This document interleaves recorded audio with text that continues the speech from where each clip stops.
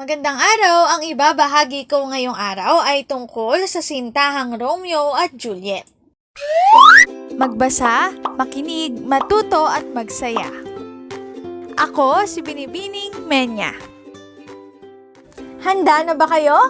Tara na, umpisa na nating isa-isahin at pirapirasuhin ang mga detalyeng nakapaloob dito. Tulad ng binanggit ko kanina, ang ibabahagi ko ngayong araw ay tungkol sa akdang Sintahang Romeo at Juliet. Sintahang Romeo at Juliet na hango sa Romeo and Julieta ni Gregorio C. Borlasa sa orihinal na akdang Romeo at Juliet ni William Shakespeare. Ang sintahang Romeo at Juliet ay isang dula mula sa England, United Kingdom. Ang England o Inglaterra ay isang kahariang bahagi ng United Kingdom at ang kabisera nito ay London. Isa ang England sa mga unang Europeyong bansang nakapagkamit ng pambansang pagkakaisa.